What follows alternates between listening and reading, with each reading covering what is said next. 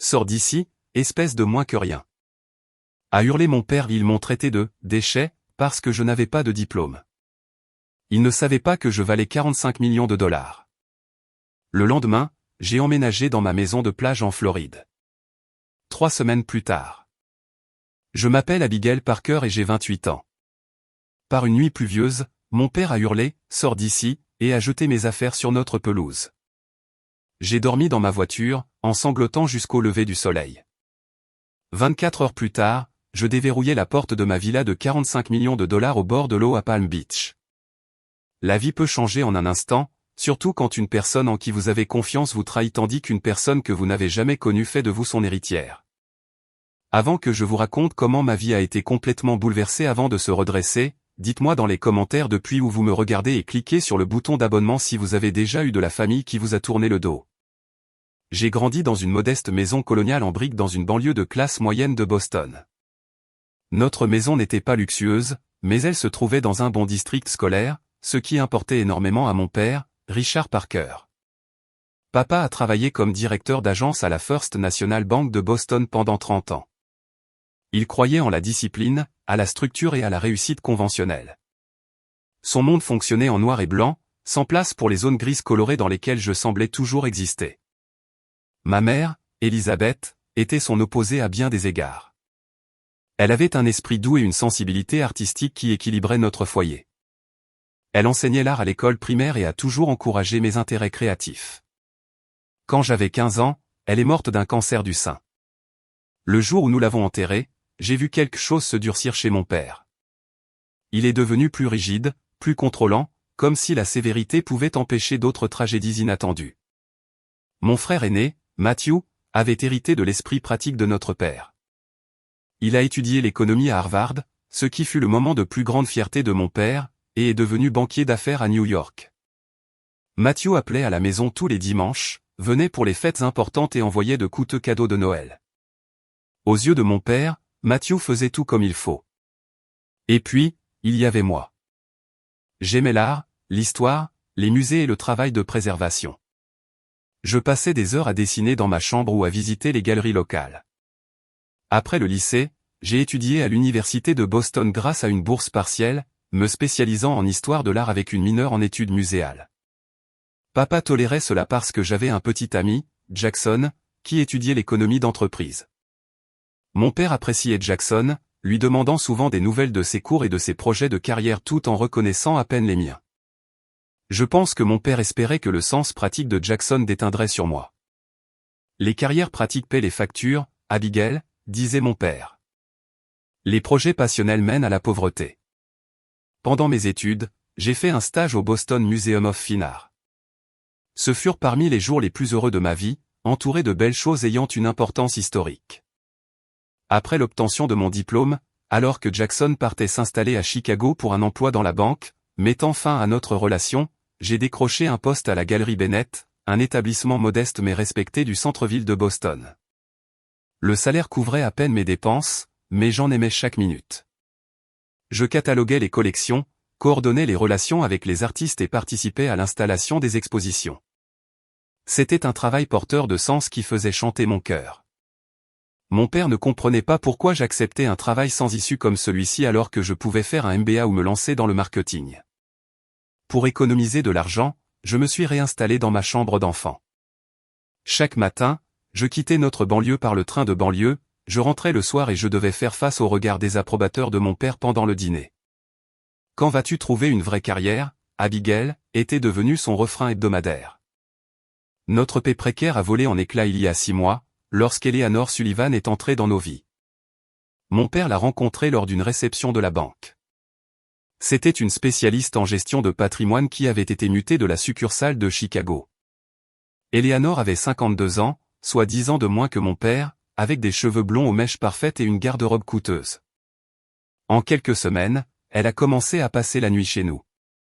En 2 mois, elle s'était installée. Dès le début, quelque chose clochait chez Eleanor. Elle était d'une douceur mielleuse en présence de mon père, mais glaciale lorsque nous étions seuls. Elle réorganisait la cuisine pour que je ne trouve rien. Elle me faisait des compliments hypocrites sur mon apparence ou mon travail. Cette galerie doit être si gratifiante pour quelqu'un qui a des ambitions aussi modestes, disait-elle en sirotant le café haut de gamme qu'elle avait convaincu mon père de commencer à acheter. J'essayais de me montrer accueillante, me rappelant à quel point mon père s'était senti seul après la mort de ma mère. Et pourtant, Eleanor ne cherchait pas à être mon amie, ni même la partenaire de mon père. Elle se positionnait pour devenir son épouse et assurer son propre avenir financier. Ton père mérite quelqu'un qui apprécie sa réussite, m'a-t-elle dit un jour alors que mon père tondait la pelouse. Tout le monde ne comprend pas la valeur de la sécurité financière. Certaines personnes se laissent simplement porter par la vie. La pique était évidente, mais j'ai mordu ma langue. Me battre avec Eleanor ne ferait que contrarier mon père, et malgré nos différends, je l'aimais toujours et voulais qu'il soit heureux. Les tensions familiales se sont intensifiées à mesure qu'Eleanor s'appropriait de plus en plus de territoire. Elle a redécoré le salon, enlevant les photos de famille pour les remplacer par des œuvres d'art génériques. Le jardin de ma mère, que mon père avait entretenu pendant des années après sa mort, a été goudronné pour faire une place de parking supplémentaire. Chaque changement effaçait un peu plus notre histoire familiale, et avec elle, mon sentiment d'appartenir à la maison de mon enfance. L'influence d'Eleanor sur mon père se renforçait chaque semaine.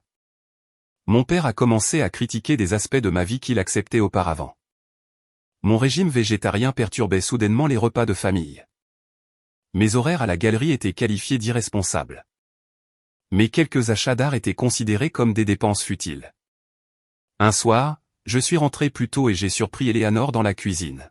« Richard, je m'inquiète pour Abigail », disait-elle de ce ton soucieux qui me donnait la chair de poule. Vivre à la maison à son âge n'est pas sain. Elle devient trop dépendante de toi. Elle économise de l'argent, a répondu mon père, bien qu'il ait l'air hésitant. Vraiment ?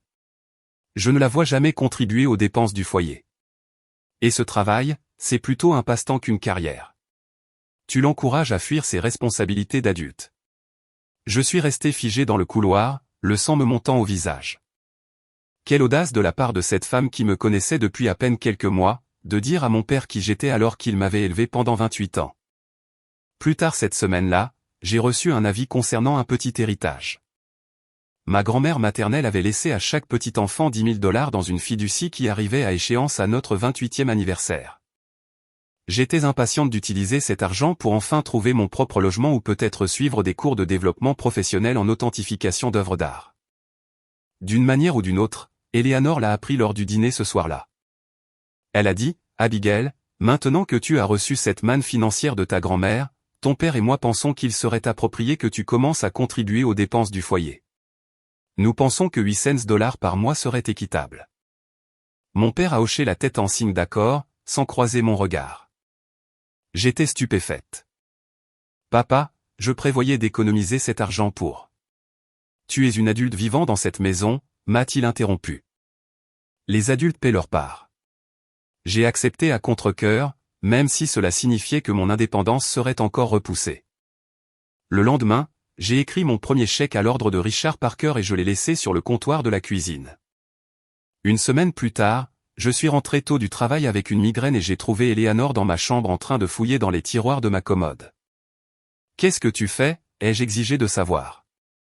Elle n'avait même pas l'air embarrassée. « Je range, tout simplement. Cette maison a besoin d'organisation. »« Ma chambre n'a pas besoin de ton organisation, » ai-je dit, en essayant de garder une voix calme. « S'il te plaît, n'entre pas ici quand je ne suis pas là. » Les yeux d'Eleanor se sont rétrécis. « C'est la maison de Richard. Chaque pièce nous concerne. » Ce soir-là, elle a dit à mon père que j'avais été incroyablement irrespectueuse envers elle. Il m'a fait la morale, disant que je devais traiter Eleanor avec de la reconnaissance pour tout ce qu'elle faisait ici. La situation s'est encore détériorée lorsque j'ai remarqué que certains bijoux de ma mère avaient disparu de son ancienne boîte à bijoux, que mon père m'avait donnée après sa mort. Un collier de perles, un bracelet en argent et ses boucles d'oreilles préférées avaient disparu. J'ai abordé Eleanor avec précaution. « As-tu vu le collier de perles de maman ? D'autres pièces semblent également manquer dans sa boîte à bijoux. » Le visage d'Eleanor s'est transformé en un masque de sollicitude. « Oh, ma chérie, c'est ton père qui me les a donnés. Il a dit qu'Elisabeth aurait voulu que je les aie. Je pensais que tu le savais. Je savais que c'était un mensonge. » Mon père n'aurait jamais donné les pièces préférées de ma mère sans m'en parler, et il n'aurait certainement pas dit qu'Elisabeth aurait voulu qu'Eleanor les ait. Le nom de ma mère était presque sacré dans notre maison depuis sa mort. Quand j'en ai parlé à mon père plus tard, et a semblé confus. Eleanor m'a dit que tu lui avais dit que tu ne voulais pas de ces pièces démodées. Elle a dit que tu étais ravi qu'elle les ait. C'était ma parole contre celle d'Eleanor, et Eleanor gagnait de plus en plus de terrain. J'ai appelé Matthew à New York, cherchant désespérément un allié. Quelque chose ne va pas avec Eleanor, lui ai-je expliqué. Elle manipule papa, fouille dans mes affaires, et je pense qu'elle a pris les bijoux de maman. Mon frère a poussé un profond soupir. Abby, tu es paranoïaque. Papa est heureux pour la première fois depuis des années. Ne peux-tu pas simplement le soutenir? Eleanor est accomplie et sophistiquée. Peut-être te sens-tu menacé parce qu'elle a réussi là où toi, tu n'as pas réussi. Même mon propre frère avait été charmé par le jeu d'Eleanor. Je me sentais de plus en plus seul. C'est vers cette époque qu'un courrier d'apparence officielle m'est parvenu. L'adresse de l'expéditeur était celle d'un cabinet d'avocats à Palm Beach, en Floride, Harrison, Mitchell & Associates. Je ne connaissais personne en Floride et, supposant qu'il s'agissait de courriers indésirables, je l'ai jeté dans le tiroir de mon bureau sans l'ouvrir. À mesure que les tensions montaient à la maison, j'ai commencé à rester plus tard à la galerie et à passer mes week-ends chez mon amie Sophia, faisant tout pour éviter l'atmosphère toxique du foyer. Mon état émotionnel s'est dégradé car je me sentais de plus en plus isolé et manipulé mentalement par les agissements subtils d'Eleanor et la froideur croissante de mon père. La situation a atteint un point de rupture un mardi pluvieux d'avril. J'étais au travail quand la propriétaire de la galerie, Mademoiselle Bennett, m'a demandé de l'aider avec des documents bancaires. En examinant les relevés, j'ai remarqué quelque chose de familier. La banque de mon père. Alors que Mademoiselle Bennett faisait défiler les transactions, un nom a attiré mon attention. Eleanor Sullivan avait autorisé un virement depuis un autre compte. Est-ce que je pourrais revoir cela, ai-je demandé, en essayant de paraître naturel. Mademoiselle Bennett a agrandi l'écran. C'était bien cela, un transfert depuis le compte d'épargne personnel de Richard Parker vers un compte appartenant à Eleanor Sullivan. Ce n'était pas un compte joint. C'était le sien propre. Le montant du virement s'élevait à 25 000 $. Mes mains tremblaient lorsque je me suis excusé. Dans les toilettes, j'ai appelé la banque de mon père en me faisant passer pour son assistante administrative. Le représentant du service client a confirmé que plusieurs virements importants avaient été effectués au cours des derniers mois. Eleanor s'employait à vider méthodiquement les comptes de mon père. Je suis parti tôt du travail, l'esprit en ébullition. Une fois chez moi, j'ai cherché des preuves et j'ai trouvé des relevés bancaires qu'Eleanor avait cachés dans un tiroir verrouillé du bureau de mon père. J'ai tout photographié avec mon téléphone.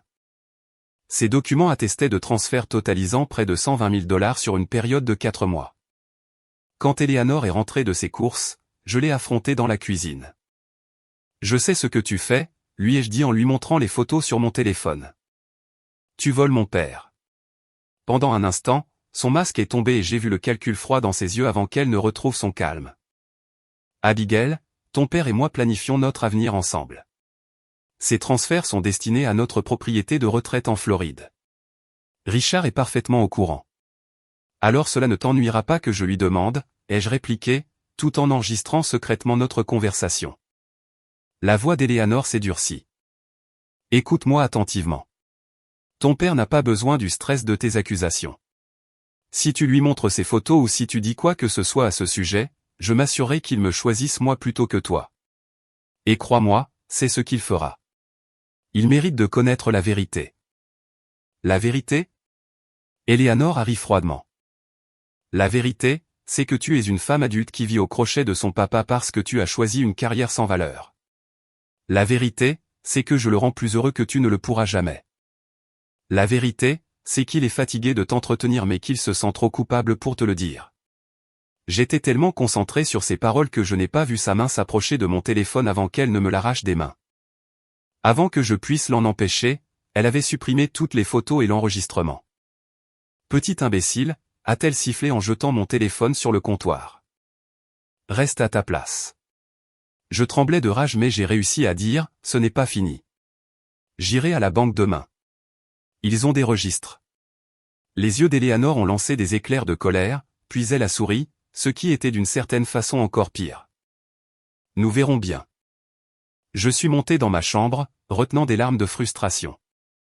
Il fallait que je récupère ces relevés bancaires du bureau de mon père avant qu'elle ne puisse les détruire. But quand je suis redescendu 1 heure plus tard, j'ai trouvé Eleanor avec une ecchymose qui se formait sur sa joue. Un bleu qui n'était pas là lors de notre confrontation. « Qu'est-ce qui est arrivé à ton visage ?» ai-je demandé. Elle s'est contentée de m'adresser un sourire glacial et s'est détournée. Quand mon père est rentré, j'étais dans la cuisine en train de préparer du thé, essayant de calmer mes nerfs. J'ai entendu Eleanor pleurer dans le salon, haussant délibérément la voix. J'essayais juste de lui parler de contribuer davantage, Richard. Elle est entrée dans une rage folle. Je n'aurais jamais pensé qu'elle me frapperait. Ma tasse de thé s'est écrasée sur le sol. La frapper ? Je me suis précipité dans le salon. C'est un mensonge. Papa, elle ment. Mon père se tenait debout, le bras autour d'Eleanor, dont le visage était baigné de larmes, le bleu maintenant accentué par ce qui était, je l'ai compris, du maquillage. Elle te vole, ai-je dit désespérément. Vérifie tes comptes. Elle a transféré plus de 100 000 $ sur son compte personnel. Assez, a hurlé mon père. Son visage était rouge de colère. Eleanor m'avait dit que tu risquais d'inventer des histoires.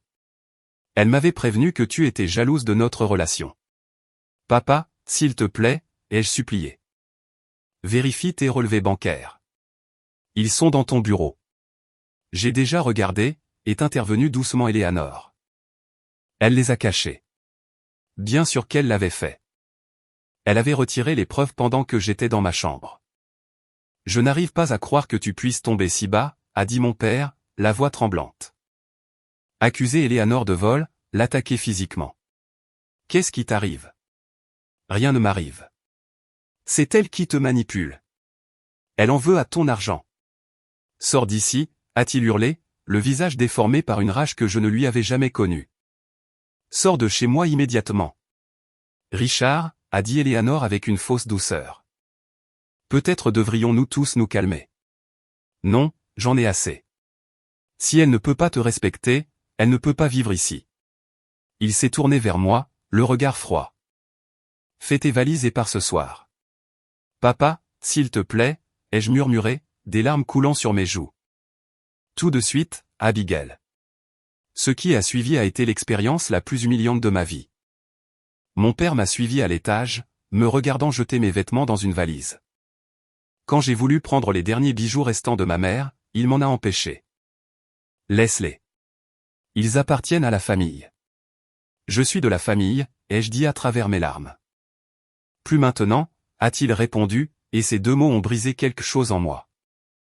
Alors que je traînais ma valise en bas, Eleanor me regardait avec une satisfaction à peine voilée. Dehors, la pluie tombait à verse tandis que mon père jetait d'autres de mes affaires sur la pelouse, des livres, des chaussures, la sacoche de mon ordinateur portable. Les voisins observaient le spectacle à travers leurs fenêtres. J'ai chargé tout ce que je pouvais dans ma Honda vieille de 10 ans et j'ai jeté un dernier regard sur la maison où j'avais grandi.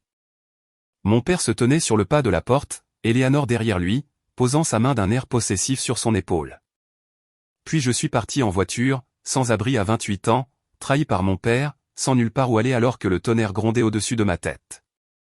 Cette nuit-là, je me suis garé derrière la galerie fermée, j'ai incliné mon siège et j'ai pleuré jusqu'à ne plus avoir de larmes.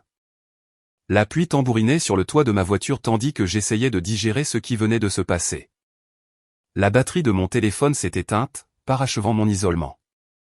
Le matin venu, j'ai utilisé les toilettes de la galerie pour me laver le visage et me brosser les dents.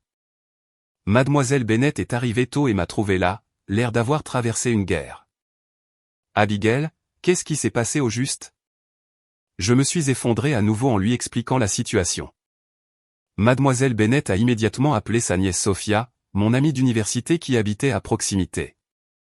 Tu vas loger chez Sophia le temps de trouver une solution, a insisté Mademoiselle Bennett, en me glissant un café entre les mains. Et prends ta journée. Pas de discussion. Sophia est arrivée 30 minutes plus tard et m'a aidé à transférer mes affaires emballées à la hâte dans son appartement. Sa gentillesse a failli me faire craquer une fois de plus. Comment une amie pouvait-elle faire preuve d'autant de compassion alors que mon propre père m'avait jeté à la rue? En défaisant mes affaires, j'ai trouvé la lettre non ouverte du cabinet d'avocats de Floride parmi mes effets personnels. Avec tout ce qui s'était passé, je l'avais oublié. Je l'ai déchiré pour l'ouvrir, m'attendant à une offre de carte de crédit ou à une publicité pour de la multipropriété. Au lieu de cela, j'ai trouvé une lettre formelle. Chère mademoiselle Parker, notre cabinet représente la succession de feu Thomas Williams.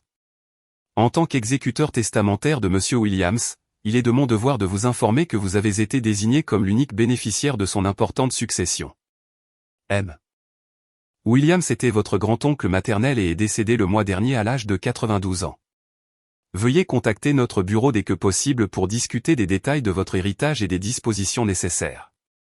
Veuillez agréer nos salutations distinguées, Daniel Harrison, ESQ.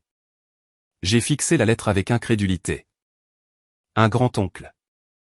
Ma mère avait parfois mentionné son oncle Thomas, le frère de sa mère, qui était parti s'installer ailleurs des décennies plus tôt et s'était éloigné de la famille. C'était le mouton noir qui avait choisi l'art plutôt que les responsabilités. Selon l'histoire familiale, maman parlait toujours de lui avec une pointe d'admiration, bien qu'elle ne l'ait jamais rencontré à l'âge adulte. Les mains tremblantes, j'ai composé le numéro figurant sur l'entête de la lettre. Harrison, Mitchell & Associates.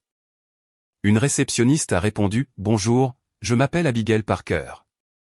J'ai reçu une lettre concernant la succession de Thomas Williams. » En quelques secondes, j'ai été mise en relation avec Daniel Harrison lui-même. Mademoiselle Parker, merci pour votre appel. J'essayais de vous joindre. Serait-il possible que vous veniez en Floride pour discuter de l'héritage en personne? Il y a des documents à signer et des questions qu'il vaudrait mieux aborder de vive voix. Je ne suis pas sûr de pouvoir m'offrir un voyage en Floride en ce moment, ai-je avoué, les joues brûlantes de honte. Ce ne sera pas un problème, a répondu chaleureusement monsieur Harrison. La succession couvrira tous les frais de voyage. En fait, monsieur Williams a pris des dispositions spécifiques à cet effet. Est-ce que demain serait trop tôt?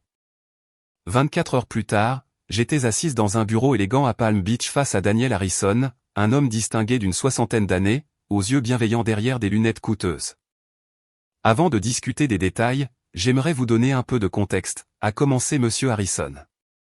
Thomas Williams était un homme remarquable. Il a d'abord fait fortune dans les investissements immobiliers dans les années 1970, mais il a toujours été passionné d'art. Au fil du temps, et a constitué l'une des collections privées les plus impressionnantes du pays. M. Harrison a fait glisser une photographie sur le bureau représentant un homme âgé avec les yeux de ma mère, debout dans ce qui semblait être une galerie d'art. Thomas ne s'est jamais marié et n'a pas eu d'enfant. Il menait une vie relativement discrète ici à Palm Beach. Cependant, il gardait un œil sur sa famille de loin, en particulier après le décès de sa sœur, votre grand-mère. Il connaissait mon existence, ai-je demandé, stupéfaite. Monsieur Harrison a hoché la tête. Bien plus que cela. Il a suivi votre parcours avec beaucoup d'intérêt. Votre mère lui avait écrit à quelques reprises avant sa mort, lui envoyant des photos et des nouvelles de la famille. Lorsqu'il a appris que vous poursuiviez des études en histoire de l'art, il a été ravi. Il s'est reconnu en vous.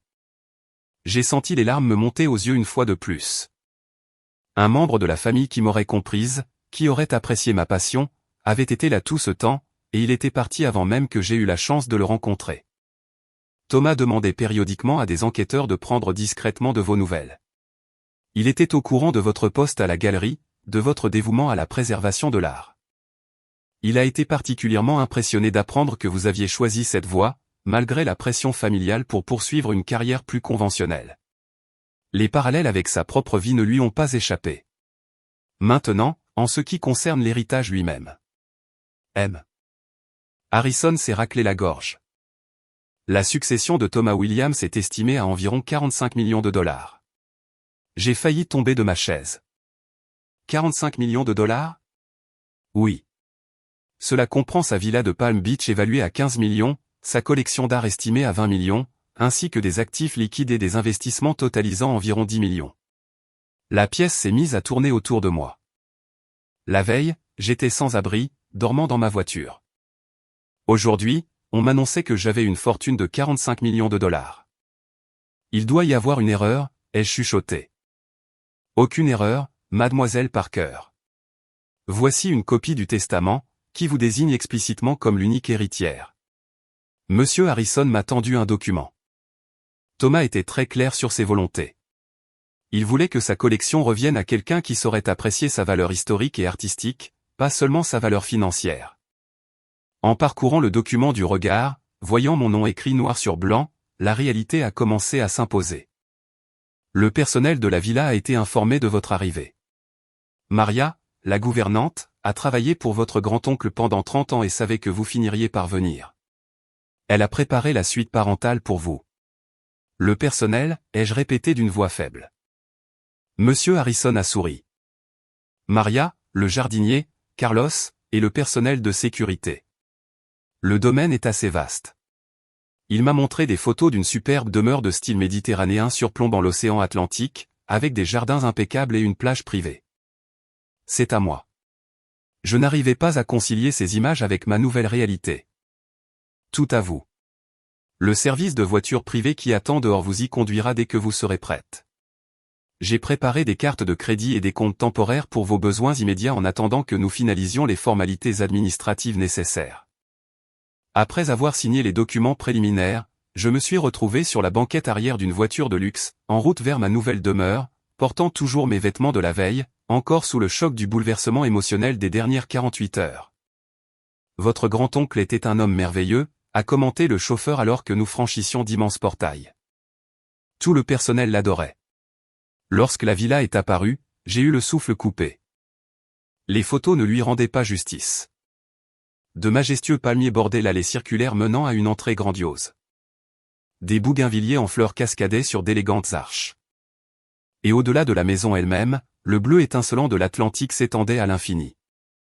Debout à l'entrée se tenait une femme d'un certain âge aux cheveux sombres parsemés de fils d'argent, arborant un sourire chaleureux. « Bienvenue chez vous, mademoiselle Parker », a-t-elle dit alors que je descendais de voiture. « Je m'appelle Maria.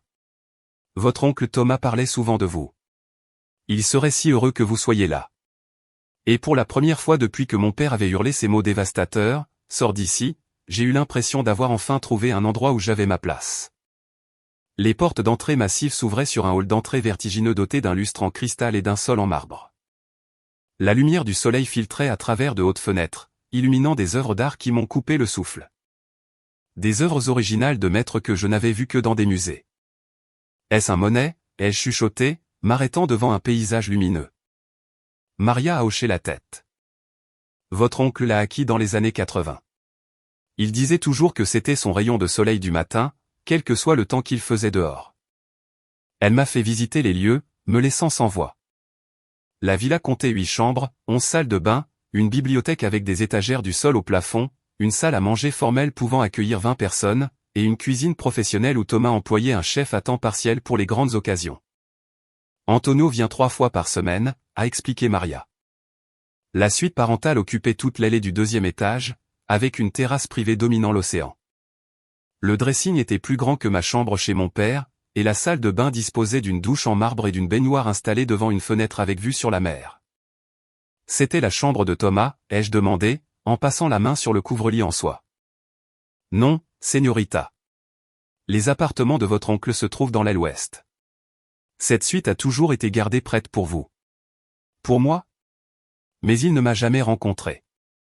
Les yeux de Maria se sont adoucis. Il a toujours espéré que vous viendriez un jour. Il a fait réaménager cette suite il y a 5 ans, lorsqu'il a appris votre intérêt pour l'histoire de l'art. Il disait, ma nièce aura besoin d'un endroit digne de ce nom pour séjourner lorsqu'elle rentrera enfin à la maison. J'ai senti une boule me nouer la gorge. Cet homme qui partageait mon sang et ma passion avait préparé un endroit pour moi, alors que je luttais pour me sentir la bienvenue dans la maison de mon propre père. La visite s'est poursuivie vers le cœur du domaine, la galerie d'art. Une salle de bal convertie abritait désormais les biens les plus précieux de Thomas, exposés avec un éclairage et un contrôle climatique d'un niveau digne de grands musées. Votre oncle acquérait des œuvres qui lui parlaient, pas seulement par souci d'investissement, a expliqué Maria alors que je me déplaçais avec recueillement parmi des sculptures, des peintures et des objets d'art couvrant plusieurs siècles et continents. Contre un mur se trouvait une vitrine contenant des poteries grecques antiques. Non loin de là étaient accrochés des croquis de la Renaissance, des peintures impressionnistes et des œuvres contemporaines disposées de manière à dialoguer harmonieusement les unes avec les autres. Il tenait des journaux détaillés pour chaque acquisition, a ajouté Maria, désignant des carnets reliés en cuir sur une table de lecture. Les histoires derrière les œuvres étaient aussi importantes pour lui que les œuvres elles-mêmes. J'ai ouvert un journal au hasard et j'ai trouvé des notes méticuleuses, écrites d'une écriture élégante, décrivant un petit bronze de Degas, sa provenance. Les circonstances de son achat et ses réflexions personnelles sur sa signification. Votre chambre est prête dès que vous souhaiterez vous reposer, a dit doucement Maria, percevant mon épuisement émotionnel. Carlos va monter vos affaires. Mes affaires? Mes quelques effets personnels emballés à la hâte allaient se perdre dans ce dressing monumental. Le contraste entre ma vie précédente et cette nouvelle réalité était vertigineux. Cette première nuit, je me suis tenu sur la terrasse, observant le reflet de la lune scintiller sur l'Atlantique, avec l'impression de m'être glissé dans la vie de quelqu'un d'autre. La villa était d'une beauté inimaginable, mais écrasante de grandeur. Avais-je ma place ici? Serais-je capable de gérer une telle responsabilité? J'ai eu un sommeil agité, peuplé de rêves où se mêlaient le visage en colère de mon père, le sourire narquois d'Éléanore, et les images d'un vieil homme que je n'avais jamais rencontré écrivant mon nom sur son testament. Le matin a apporté de la clarté avec le lever du soleil. Je me suis réveillé tôt et j'ai trouvé Maria dans la cuisine en train de préparer le café. « Avez-vous bien dormi, mademoiselle Parker ? S'il vous plaît, appelez-moi Abigail, ai-je insisté. Et pas vraiment, mais je pense que c'est bien normal. Pendant le petit déjeuner sur la terrasse, Maria a partagé des histoires sur Thomas qui m'ont aidé à dresser le portrait de ce grand-oncle que je n'aurais jamais connu. Il était réservé mais bon, généreux envers son personnel et les organisations artistiques, mais méfiant à l'égard de ceux qui convoitaient son argent ou ses relations sociales. Il avait un humour pince sans rire et lisait 3 journaux chaque matin.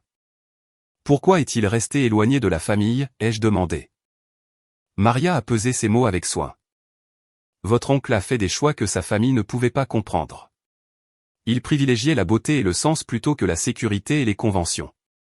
Quand ils ont rejeté sa voie, il a construit sa propre vie.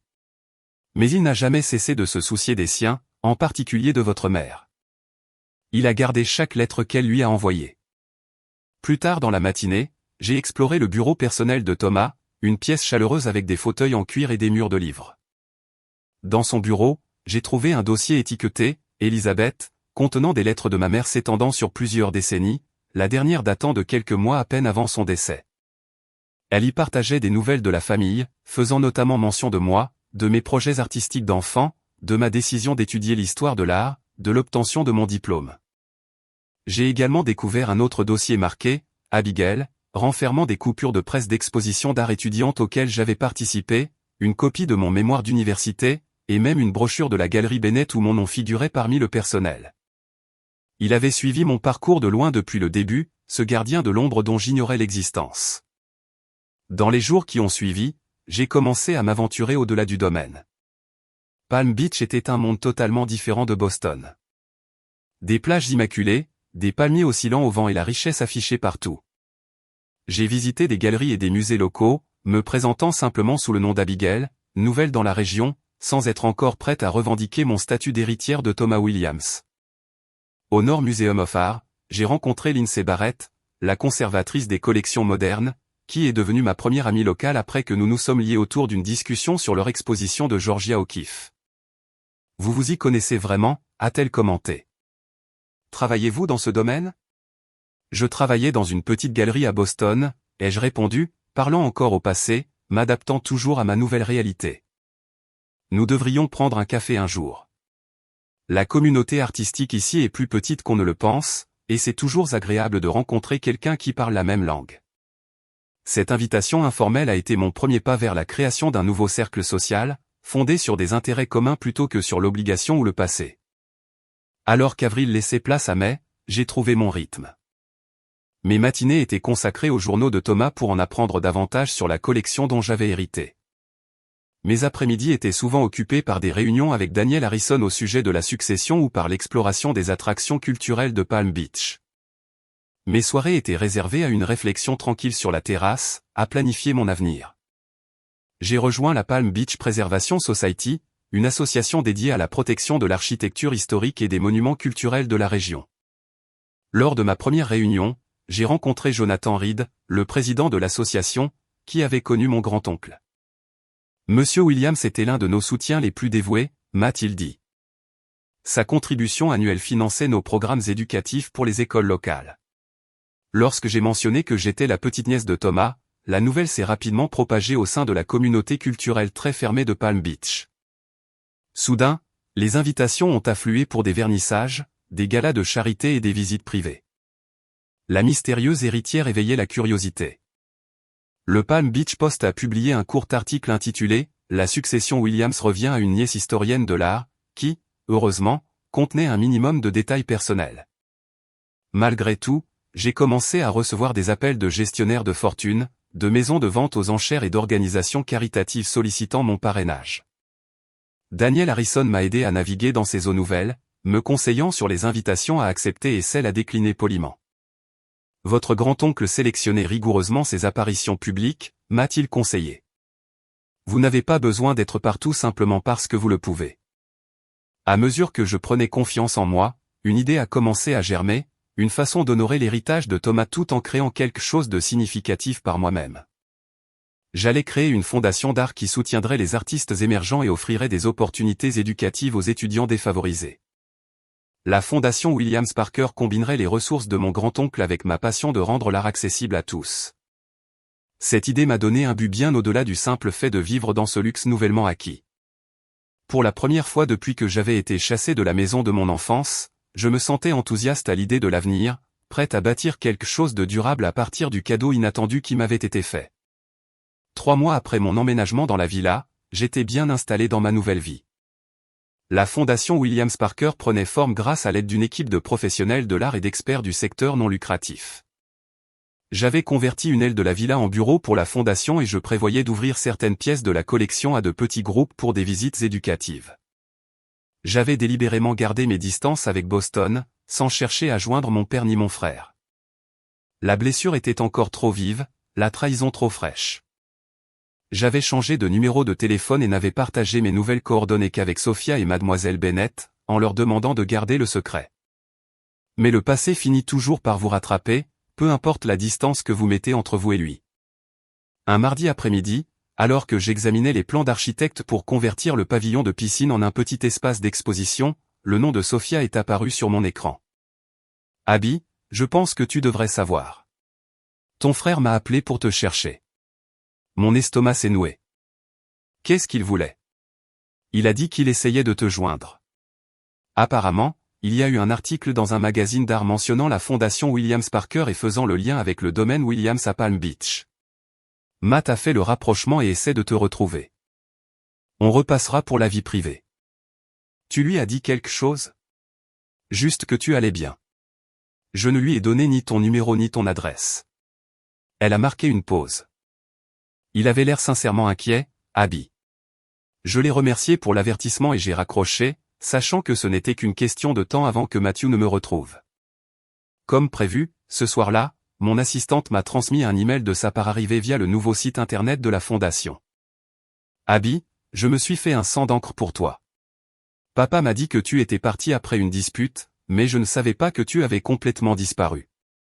S'il te plaît, appelle-moi. Il faut qu'on parle.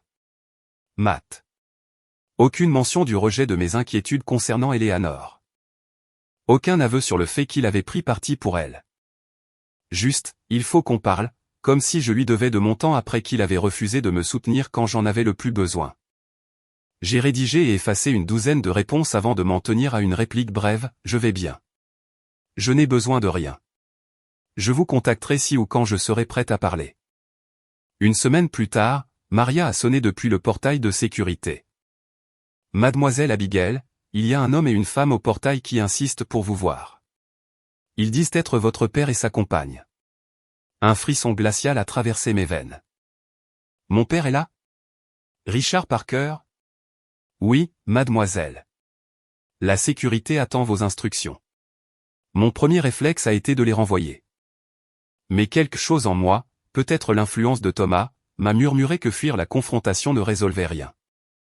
Dites à la sécurité que je les recevrai dans le grand salon dans 15 minutes. J'ai pris le temps de me calmer et j'ai troqué mes vêtements décontractés pour une robe bleue simple mais élégante, une sorte d'armure. Quand je suis entré dans le salon, Richard Parker se tenait gauchement près de la cheminée, tandis qu'Eleanor examinait une petite sculpture de Rodin avec un intérêt non dissimulé.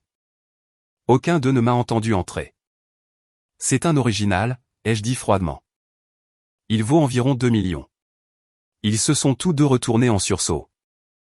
Mon père paraissait plus mince que dans mes souvenirs, de nouvelles rides marquant le contour de ses yeux. Eleanor s'est reprise rapidement, un sourire rôdé s'affichant sur son visage. Abigail, ma chérie, quelle maison absolument magnifique. Nous nous sommes tellement inquiétés pour toi. Mon père a fait un pas vers moi. Abby, Nous avions besoin de voir si tu allais bien. Comme tu peux le voir, je vais très bien. Comment m'avez-vous trouvé? Matthew t'a retrouvé grâce à l'annonce de la fondation. Pourquoi ne nous as-tu rien dit de tout cela? Il a désigné la pièce d'un geste de la main. Ton grand-oncle, cet héritage. Quand exactement aurais-je dû vous le dire? Avant ou après que tu m'as jeté avec mes affaires sur la pelouse? Mon père a tressailli. Eleanor s'est empressée d'intervenir, c'est du passé.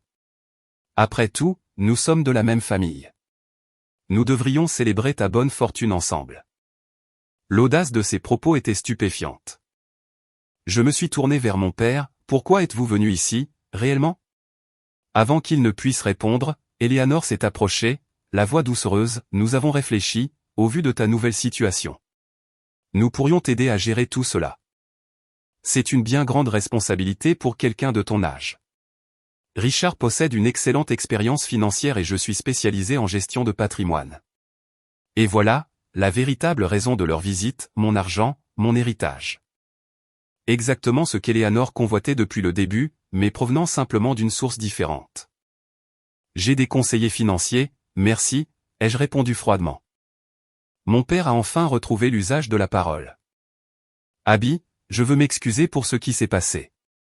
Je n'ai pas bien géré les choses. Tu n'as absolument rien géré du tout, papa. Tu as choisi de croire Eleanor plutôt que ta propre fille sans l'ombre d'une preuve. Je sais, et je suis désolé. Quand j'ai vu cet article de magazine sur ta fondation, j'ai réalisé quelle personne incroyable tu es. Je suis fier de ce que tu fais de ton héritage. Ces mots auraient pu avoir une signification il y a 3 mois. Aujourd'hui, il sonnait creux. Es-tu fier de moi, ou fier de savoir que je suis riche désormais? Serais-tu venu me chercher si je vivais dans un petit appartement quelque part? Mon père a eu l'air accablé, mais Eleanor est intervenue avec aisance, la famille reste la famille, quelles que soient les circonstances. Nous devrions laisser ces désagréments derrière nous et aller de l'avant ensemble. Quelque chose dans sa fausse sincérité a réveillé un souvenir en moi. Je me suis dirigé vers une table d'appoint, j'ai pris une télécommande et j'ai appuyé sur un bouton pour faire descendre un écran sur le mur opposé. Avant de parler d'aller de l'avant, je pense que nous devrions régler le passé. En appuyant sur un autre bouton, les images de la vidéosurveillance sont apparues à l'écran.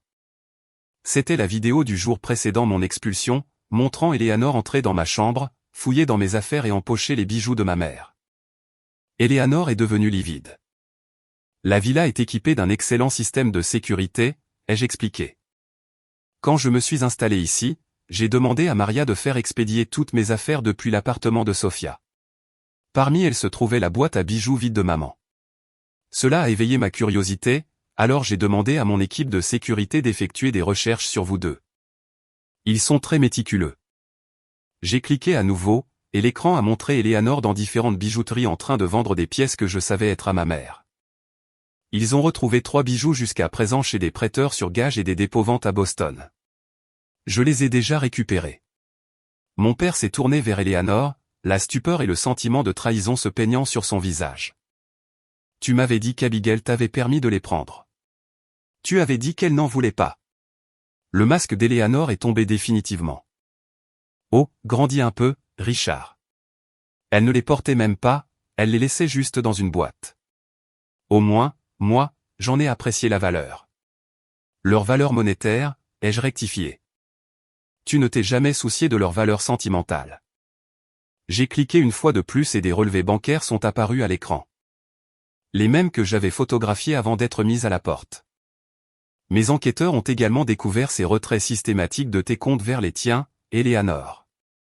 Plus de 120 000 $ en 4 mois. Mon père a reculé d'un pas, comme s'il avait reçu un coup physique. Est-ce vrai? Les yeux d'Eleanor allaient de l'un à l'autre, évaluant ses options. Finalement, son comportement a changé du tout au tout, sa façade chaleureuse et attentionnée s'effaçant derrière une colère noire. Espèce de petite garce ingrate, m'a-t-elle craché au visage. Tu avais tout. Un père qui t'entretenait pendant que tu jouais à ton petit métier artistique, un logement gratuit. J'ai travaillé pour ce que j'ai pris. En mentant et en manipulant, ai-je répliqué calmement. En étant plus intelligente que vous deux. Richard était une proie facile, tellement désespéré d'avoir de la compagnie qu'il ne s'est jamais demandé pourquoi une femme comme moi s'intéresserait à un ennuyeux directeur de banque avec une fille à charge. Le visage de mon père s'est effondré. La vérité sur le mépris qu'elle lui portait le frappait plus durement que n'importe quel coup physique. La sécurité va te raccompagner, Eleanor, ai-je dit, en appuyant sur une touche du téléphone intérieur. La police de Boston a été informée du vol et de l'escroquerie. Ils vont vous contacter. Tu ne peux rien prouver, a-t-elle grogné. C'est déjà fait. Maintenant, sors de chez moi. 2 agents de sécurité sont apparus pour encadrer Eleanor, qui a semblé sur le point de se jeter sur moi avant de se raviser. Alors qu'il la raccompagnait vers la sortie, elle s'est retournée, ce n'est pas fini. En fait, si, ai-je répondu. C'est bel et bien fini. Une fois qu'elle fut partie, mon père s'est effondré sur un canapé, paraissant soudain vieux et brisé. J'ai été tellement stupide, a-t-il murmuré. Je me suis assise en face de lui, gardant une distance émotionnelle malgré une surprenante lueur de compassion. Pourquoi l'as-tu cru, papa? Après toutes nos années ensemble en tant que famille, comment as-tu pu croire sa parole plutôt que la mienne? Il s'est frotté le visage d'un air las. J'étais seul. Après la mort de votre mère, je me suis plongé dans le travail, dans votre éducation.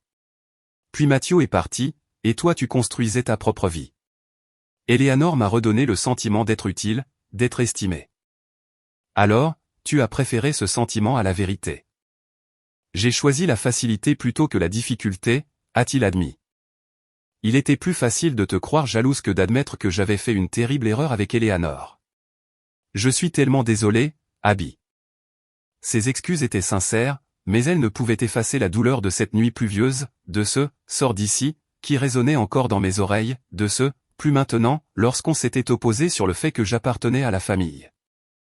J'ai besoin de temps, papa. Tu as brisé quelque chose entre nous qui ne se réparera pas en une seule discussion.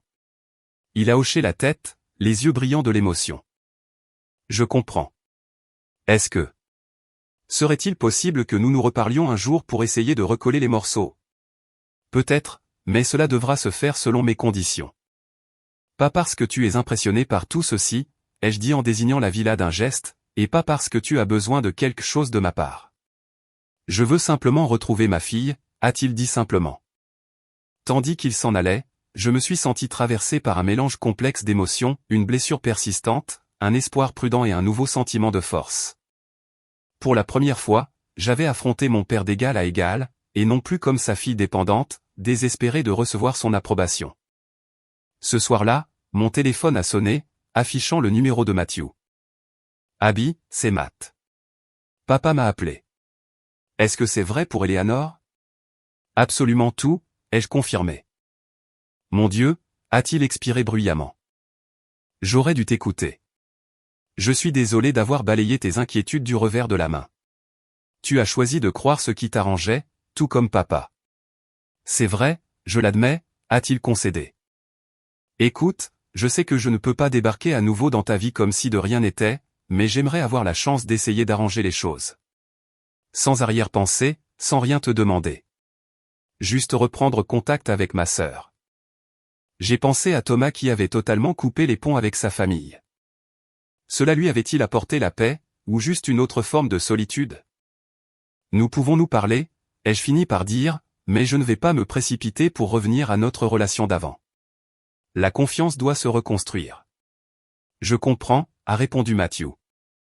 Et Abby, je suis vraiment fier de ce que tu fais avec la fondation. Ça te correspond bien. Après avoir raccroché, j'ai traversé l'aile de la galerie, m'arrêtant devant un petit paysage que ma mère avait particulièrement admiré dans l'une de ses lettres à Thomas. La famille était quelque chose de complexe, capable de causer les blessures les plus profondes comme de tisser les liens les plus précieux.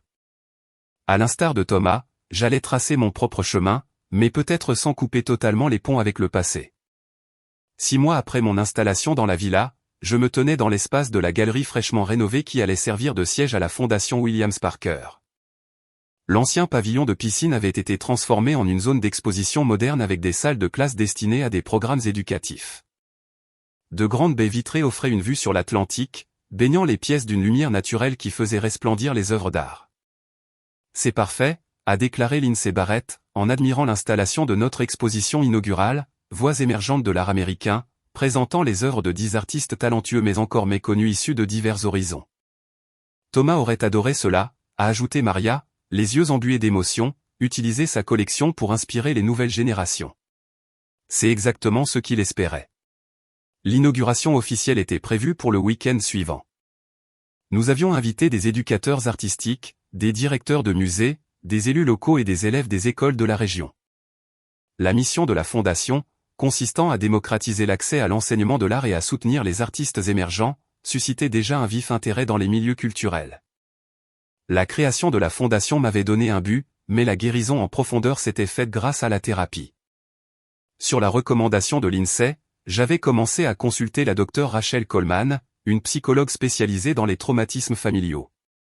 Nos séances hebdomadaires m'ont aidé à surmonter non seulement la trahison de mon père et d'Eleanor, mais aussi ce schéma récurrent d'approbation conditionnelle auquel j'avais été confronté toute ma vie en grandissant. Ta valeur ne se mesure pas à ta productivité ou à ton sens pratique, m'a rappelé la docteure Coleman au cours d'une séance charnière. Tu as une valeur intrinsèque, Abigail, indépendamment de ce que tu apportes ou accomplis. Ces mots ont débloqué quelque chose en moi, la permission d'exister sans devoir constamment prouver ma valeur par mes accomplissements ou mes compromis. Ma relation avec mon père se réparait lentement. Nous étions passés d'appels téléphoniques mensuels embarrassés à des visites occasionnelles. Richard avait vendu la maison de Boston, trop de souvenirs douloureux, disait-il, et s'était installé dans un petit appartement en copropriété plus proche de la ville. Il voyait lui aussi un thérapeute, travaillant sur ses propres schémas comportementaux et sur le deuil qu'il avait rendu si vulnérable face à quelqu'un comme Eleanor. Lors de sa dernière visite, nous nous sommes promenés le long de la plage au coucher du soleil, discutant plus ouvertement que nous ne l'avions fait depuis des années. J'ai toujours pensé que je te protégeais en te poussant vers une carrière pratique, a-t-il admis. J'étais terrifié à l'idée que tu aies des difficultés financières comme mes parents en ont connu. Mais je n'avais pas compris à quel point ta passion pour l'art t'épanouissait, d'une manière que l'argent ne pourrait jamais égaler. Et je n'avais jamais réalisé combien il avait dû être effrayant d'élever seul 2 enfants après la mort de maman, ai-je répondu. Nous avons tous les deux fait de notre mieux avec ce que nous savions à l'époque. Mes relations avec Matthew s'étaient également améliorées. Il était venu plusieurs fois en avion pour m'aider sur les aspects juridiques de la création de la Fondation. Lors de ces visites, je retrouvais des éclats du frère dont j'étais proche durant notre enfance, avant que l'ambition et les attentes de notre père ne créent une distance entre nous. Eleanor a quant à elle dû assumer les conséquences de ses actes. Les preuves que j'avais rassemblées ont conduit à des accusations de vol et de fraude. Elle a finalement accepté un accord de plaider coupable plutôt que de risquer un procès, ce qui lui a valu une mise à l'épreuve, le versement de réparations financières et des travaux d'intérêt général. Les procédures judiciaires ont révélé des comportements similaires avec ses partenaires précédents. C'était une escroc chevronnée qui ciblait les hommes seuls et financièrement stables. Bien plus important que ces événements extérieurs fut mon propre cheminement intérieur. J'apprenais à faire confiance à mon instinct, à accorder de la valeur à mes points de vue et à poser des limites saines. Je ne ressentais plus le besoin de justifier mon existence ou de défendre mes passions. J'avais également recommencé à fréquenter quelqu'un, avec prudence. Ryan Matthews était un spécialiste de la préservation architecturale que j'avais rencontré au sein de la Palm Beach Preservation Society. Contrairement à Jackson à l'université, qui incarnait l'idée que mon père se faisait d'un partenaire idéal, Ryan partageait mon amour de l'histoire et de la beauté. Il comprenait la valeur de préserver le passé tout en faisant de la place aux voies nouvelles. Notre relation se développait lentement, bâtie sur un respect mutuel plutôt que sur le besoin ou la commodité. Ryan appréciait mon indépendance et soutenait la mission de la Fondation sans chercher à la diriger ou à la contrôler. Tu as créé quelque chose de remarquable ici, m'a-t-il dit alors que nous visitions l'espace d'exposition la veille de l'inauguration. Cela honore ton grand-oncle tout en étant totalement ta propre vision. L'inauguration de la fondation a dépassé toutes les espérances. Plus de 200 personnes étaient présentes, y compris des critiques d'art de publications nationales. Le Palm Beach Post a consacré une page entière à la mission de la fondation et à l'histoire qui l'entourait, bien que j'ai veillé à garder privés les détails personnels les plus douloureux. Un mois après l'ouverture, j'ai fait mon premier voyage de retour à Boston. Je devais retourner à la galerie où j'avais travaillé et remercier chaleureusement Mademoiselle Bennett ainsi que Sophia pour leur soutien durant mes heures les plus sombres. La ville m'a semblé à la fois familière et étrange, comme un endroit visité dans un rêve. Je suis passé devant l'ancienne maison de mon père, qui appartenait désormais à une jeune famille, avec des vélos d'enfants garés dans l'allée. Cette vue m'a apporté une paix inattendue, une vie et une énergie nouvelle remplaçant la toxicité des derniers mois que j'y avais passés. Pendant mon séjour à Boston, j'ai eu une ultime confrontation. Eleanor, qui travaillait désormais dans un petit cabinet de services financiers après avoir perdu son poste dans la banque, avait demandé à me voir. Contre l'avis de Ryan, j'ai accepté, choisissant un café public comme lieu de rendez-vous. Elle semblait plus petite, moins intimidante que dans mes souvenirs. Ses vêtements de créateur avaient fait place à un tailleur standard de prêt-à-porter, et ses cheveux méchés laissaient apparaître des racines sombres. Je ne vais pas prétendre que je regrette ce que j'ai fait, a-t-elle déclaré après que nous nous soyons assises dans un silence inconfortable. Mais je regrette que cela soit allé aussi loin. Pourquoi as-tu demandé à me voir, ai-je demandé, d'un ton neutre. Par curiosité, principalement. Je voulais voir à quoi ressemblent 45 millions de dollars sur quelqu'un qui n'a pas eu à travailler pour les obtenir. J'ai souri, décelant sa tentative de me provoquer. Je travaille plus dur aujourd'hui que je ne l'ai jamais fait, Eleanor. La différence, c'est que je construis quelque chose de significatif au lieu de dépouiller les autres. Elle m'a observé avec un respect réticent. Tu as changé. Oui, ai-je acquiescé. C'est vrai. En m'éloignant de ce rendez-vous, j'ai senti le dernier poids s'envoler de mes épaules. Eleanor n'avait plus aucun pouvoir sur moi. Ni ses actions ni ses opinions ne pouvaient atteindre la vie que j'étais en train de bâtir. De retour à Palm Beach, le printemps a laissé place à l'été. La fondation a lancé son premier programme de bourse pour des étudiants en art issus de milieux défavorisés. Nous avons établi des partenariats avec des écoles locales afin d'amener les élèves à découvrir la collection dans le cadre de programmes éducatifs. Chaque initiative me rapprochait un peu plus de l'accomplissement de l'héritage de Thomas et de mon propre potentiel. Lors des 12 soirées d'été, je m'asseyais souvent sur la terrasse où je m'étais tenu cette première nuit, complètement sous le choc de ce soudain retournement de situation. Le même océan s'étendait devant moi, mais je n'étais plus la même personne pour le contempler. Les leçons douloureuses de la vie m'avaient fortifié plutôt que brisé. Mon père m'a appelé pour mon 29e anniversaire. J'ai réfléchi à ce que je pourrais t'offrir, a-t-il dit. Cela semble idiot d'acheter quoi que ce soit à quelqu'un qui a tout. Je n'ai pas besoin de cadeaux, papa. Je sais, mais je voulais t'offrir quelque chose qui ait du sens. Il a marqué une pause. J'ai trouvé la dernière lettre que ta mère a écrite à Thomas. Elle était dans une boîte contenant ses affaires que j'ai conservées après sa mort. Je ne l'ai jamais postée parce que... Eh bien, j'étais en colère contre lui d'avoir choisi une voie différente de celle que la famille attendait. Je réalise aujourd'hui à quel point c'était injuste. La lettre est arrivée le lendemain. Ma mère y évoquait mon admission à l'université et mon enthousiasme à l'idée d'étudier l'histoire de l'art. Elle y avait joint une photo de moi à 18 ans, rayonnante devant le Boston Museum of Fine Art. Elle me fait penser à vous, oncle Thomas, avait écrit ma mère. Elle voit la beauté là où les autres voient de l'inutilité. J'espère qu'un jour vous vous rencontrerez tous les deux. Je pense que vous reconnaîtriez immédiatement vos esprits respectifs. J'ai encadré la lettre et je l'ai placée dans mon bureau à la fondation. Un pont entre le passé et l'avenir, un rappel que même lorsque les chemins divergent, les véritables connexions demeurent. La vie continue de suivre son cours de manière inattendue. La fondation grandit, mes relations évoluent, et j'apprends que le bonheur ne réside ni dans la richesse ni dans l'approbation, mais dans le fait de vivre de manière authentique et de donner du sens aux circonstances qui nous sont offertes. Parfois, les pires moments de notre vie, comme se faire dire de partir par quelqu'un qu'on aime, deviennent des portes d'entrée inattendues vers notre véritable chemin. Le voyage n'est pas toujours facile, mais il en vaut infiniment la peine. S'il y a une chose que j'ai apprise, c'est que la famille ne se définit pas toujours par les liens du sang. Parfois, Ce sont les personnes qui se tiennent à nos côtés lorsque nous dormons dans notre voiture sous la pluie. Parfois, c'est un grand-oncle que nous n'avons jamais rencontré et qui se reconnaît dans notre passion. Et parfois, c'est la personne que nous devenons lorsque nous arrêtons enfin de mendier de l'amour pour construire plutôt une vie digne de l'amour que nous méritons déjà. Quelle est votre propre histoire de bénédictions inattendues nées de moments difficiles? Partagez-la dans les commentaires ci-dessous. Et si mon parcours vous a touché d'une manière ou d'une autre, n'hésitez pas à vous abonner et à cliquer sur le bouton j'aime. Votre soutien est précieux alors que je continue à partager des récits de résilience et de renouveau. Merci de faire partie de mon chemin vers la guérison.